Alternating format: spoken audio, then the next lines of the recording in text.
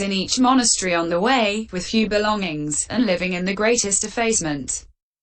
When entering that monastery, he should do so, expecting nothing, and even provided with a toothstick that he has had made allowable on the way, according to the rules. And he should not enter some other room, thinking, I shall go to the teacher after resting a while and after washing and anointing my feet, and so on. Single quote. Section 67. Why? If there are bhikkhus there who are hostile to the teacher, they might ask him the reason for his coming and speak dispraise of the teacher, saying, you are done for if you go to him. They might make him regret his coming and turn him back. So he should ask for the teacher's dwelling and go straight there. Section 68. If the teacher is junior, he should not consent to the teacher's receiving his bowl and robe, and so on.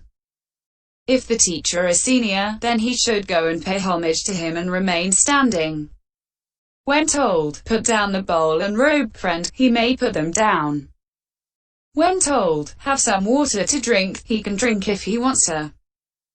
When told, you may wash your feet, he should not do so at once, for if the water has been brought by the teacher himself, it would be improper. But when told, wash, friend, it was not brought by me, it was brought by others, then he can wash his feet, sitting in a screened place out of sight of the teacher, or in the open to one side of the dwelling. Section 69. If the teacher brings an oil tube, he should get up and take it carefully with both hands. If he did not take it, it might make the teacher wonder, does this bhikkhu resent sharing so soon? But having taken it, he should not anoint his feet at once. For if it were oil for anointing the teacher's limbs, it would not be proper. So he should first anoint his head, then his shoulders, etc. Semicolon. But when told, this is meant for all the limbs, friend, anoint your feet, he should put a little on his head and then anoint his feet. Then he should give it back, saying when the teacher takes it, may I return this oil tube, venerable sir. Single quote. Section 70. He should not say, explain a meditation subject to me, venerable sir, on the very day he arrives. But starting from the next day, he can, if the teacher has a habitual attendant, ask his permission to do the duties. If he does not allow it when asked, they can be done when the opportunity offers. When he does them, 3 toothsticks should be brought, a small, a medium and a big one, and 2 kinds of mouth-washing water and bathing water, that is, hot and cold, should be set out. Whichever of these the teacher uses for 3 days should then be brought regularly. If the teacher uses either kind indiscriminately, he can bring whatever is available. Section 71. Why so many words? All should be done as prescribed by the Blessed One in the Kandakas as the right duties in the passage beginning. Bhikkhus, a pupil should perform the duties to the teacher rightly. Herein, this is the right performance of duties. He should rise early, removing his sandals and arranging his robe on one shoulder. He should give the toothsticks and the mouth-washing water, and he should prepare the seat. If there is rice gruel, he should wash the dish and bring the rice gruel. Vinay 61. Section 72. To please the teacher by perfection in the duties, he should pay homage in the evening, and he should leave when dismissed with the words, you may go. When the teacher asks him, why have you come? He can explain the reason for his coming.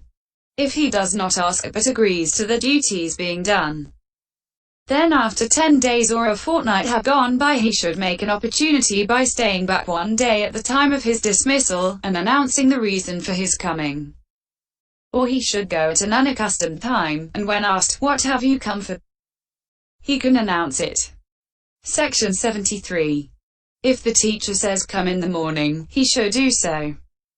But if his stomach burns with a bile affliction at that hour, or if his food does not get digested owing to sluggish digestive heat, or if some other ailment afflicts him, he should let it be known, and proposing a time that suits himself, he should come at that time. For if a meditation subject is expounded at an inconvenient time, one cannot give attention.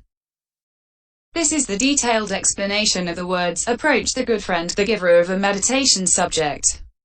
Single quote. Section 74. Now, as to the words, one that suits his temperament. Section 28.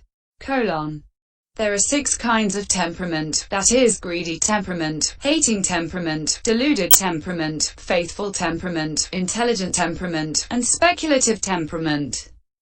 Some would have 14.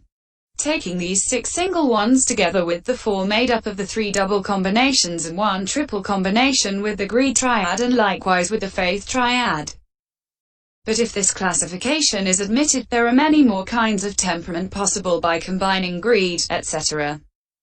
with faith, etc. Therefore the kinds of temperament should be understood briefly as only 6. As to meaning, the temperaments are 1, that is to say, personal nature, idiosyncrasy. According to these, there are only 6 types of persons. That is, 1 of greedy temperament, 1 of hating temperament, 1 of deluded temperament, 1 of faithful temperament, 1 of intelligent temperament, and 1 of speculative temperament. Section 75. Herein, 1 of faithful temperament is parallel to 1 of greedy temperament because faith is strong when profitable. Karma occurs in 1 of greedy temperament, owing to its special qualities being near to those of greed. For, in an unprofitable way, greed is affectionate and not over austere, and so, in a profitable way, is faith. Greed seeks out sense desires as object, while faith seeks out the special qualities of virtue and so on. And greed does not give up what is harmful, while faith does not give up what is beneficial. Section 76. 1 of intelligent temperament is parallel to 1 of hating temperament because understanding is strong when profitable. Karma occurs in 1 of hating temperament, owing to its special qualities being near to those of hate.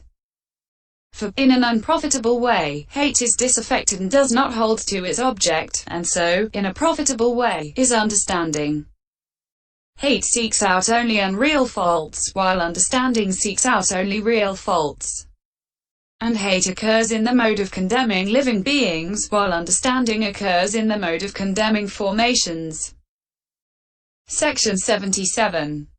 1 of speculative temperament is parallel to 1 of deluded temperament because obstructive applied thoughts arise often in 1 of deluded temperament who is striving to arouse unarisen profitable states owing to their special qualities being near to those of delusion. For just as delusion is restless owing to perplexity, so are applied thoughts that are due to thinking over various aspects. And just as delusion vacillates owing to superficiality, so do applied thoughts that are due to facile conjecturing. Section 78. Others say that there are 3 more kinds of temperament with craving, pride, and views. Herein craving is simply greed. And pride 18 is associated with that, so neither of them exceeds greed. And since views have their source in delusion, the temperament of views falls within the deluded temperament. Section 79. What is the source of these temperaments? And how is it to be known that such a person is of greedy temperament, that such a person is of 1 of those beginning with hating temperament? What suits 1 of what kind of temperament? Section 80. Herein, as some say, the first 3 kinds of temperament to begin with have their source in previous habit. And they have their source in elements and humors. Apparently 1 of greedy temperament has formerly had plenty of desirable tasks and gratifying work to do, or has reappeared here after dying in a heaven. And 1 of hating temperament has formerly had plenty of stabbing and torturing and brutal work to do, or has reappeared here after dying in 1 of the hells or the naga serpent existences. And 1 of deluded temperament has formerly drunk a lot of intoxicants and neglected learning and questioning, or has reappeared here after dying in the animal existence. It is in this way that they have their source in previous habit, they say. Section 81. Then a person is of deluded temperament because 2 elements are prominent, that is to say, the earth element and the water element. He is of hating temperament because the other two elements are prominent. But he is of greedy temperament because all four are equal. And as regards the humors, one of greedy temperament has phlegm in excess and one of deluded temperament has wind in excess. Or one of deluded temperament has phlegm in excess and one of greedy temperament has wind in excess. So they have their source in the elements and the humors, they say. Section 82. Opening square bracket. Now, it can rightly be objected that not all of those who have had plenty of desirable tasks and gratifying work to do, and who have reappeared here after dying in a heaven, are of greedy temperament, or the others respectively of hating and deluded temperament. And there is no such law of prominence of elements. See 14. F. Closing parenthesis. As that asserted. And only the pair, greed and delusion, are given in the law of humors, and even that subsequently contradicts itself. And no source for even one among those beginning with one of faithful temperament is given. Consequently this definition is indecisive. Section 83. The following is the exposition according to the opinion of the teachers of the commentaries. All this is said in the explanation of prominence. The fact that these beings have prominence of greed, prominence of hate, prominence of delusion, is governed by previous root cause. For when in one man, at the moment of his accumulating, rebirth-producing karma, greed is strong and non-greed is weak. Non-hate and non-delusion are strong and hate and delusion are weak. Then his weak non-greed is unable to prevail over his greed, but his non-hate and non-delusion being strong are able to prevail over his hate and delusion. That is why, on being reborn through rebirth linking given by that karma, he has greed, is good-natured and unangry, and possesses understanding with knowledge like a lightning flash. Section 84. When, at the moment of another's accumulating karma, greed and hate are strong and non-greed and non-hate weak, and non-delusion is strong and delusion weak, then in the way already stated he has both greed and hate but possesses understanding with knowledge like a lightning flash, like the elder Dutta or Ayya. When, at the moment of his accumulating karma, greed, non-hate and delusion are strong and the others are weak, then in the way already stated he both has greed and is dull but is good-tempered 20 and unangry, like the elder Bahula. Likewise when, at the moment of his accumulating karma, the three, namely greed, hate and delusion are strong and non-greed, etc., are weak, then in the way already stated he has both greed and hate and is deluded. Section 85. When, at the moment of his accumulating karma, non-greed, hate and delusion are strong and the others are weak, then in the way already stated he has little defilement and is unshakable even on seeing a heavenly object, but he has hate and is slow in understanding. When, at the moment of his accumulating karma, non-greed, non-hate and non-delusion are strong and the rest weak, then in the way already stated he has no greed and no hate, and is good-tempered but slow in understanding. Likewise when, at the moment of his accumulating karma, non-greed, hate and non-delusion are strong and the rest weak, then in the way already stated he both has no greed and possesses understanding but has hate and is irascible. Likewise when, at the moment of his accumulating karma, the three, that is, non-hate, non-greed, and non-delusion, are strong and greed, etc., are weak, then in the way already stated he has no greed and no hate and possesses understanding, like the elder Mahasaya Harakita. Single quote. Section 86. One who, as it is said here, has greed, is one of greedy temperament. One who has hate, and one who is dull, are respectively of hating temperament and deluded temperament. One who possesses understanding, is one of intelligent temperament. One who has no greed, and one who has no hate, are of faithful temperament because they are naturally trustful.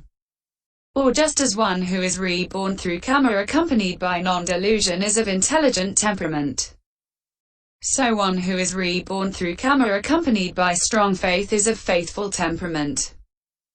One who is reborn through karma accompanied by thoughts of sense desire is of speculative temperament, and one who is reborn through karma accompanied by mixed greed, etc., is of mixed temperament.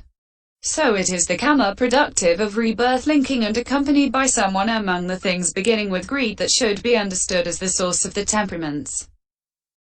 Section 87. But it was asked, and how is it to be known that this person is of greedy temperament? Single quote opening parenthesis. Section 79. And so on. This is explained as follows. By the posture, by the action, by eating, seeing, and so on, by the kind of states occurring, may temperament be recognized. Section 88. Herein, by the posture. When one of greedy temperament is walking in his usual manner, he walks carefully, puts his foot down slowly, puts it down evenly, lifts it up evenly, and his step is springy. One of hating temperament walks as though he were digging with the points of his feet, puts his foot down quickly, lifts it up quickly, and his step is dragged along. One of deluded temperament walks with a perplexed gait, puts his foot down hesitantly, lifts it up hesitantly, and his step is pressed down suddenly. And this is said in the account of the origin of the Magandiya Sutta. The step of one of greedy nature will be springy, the step of one of hating nature, dragged along, deluded, he will suddenly press down his step, and one without defilement has a step like this.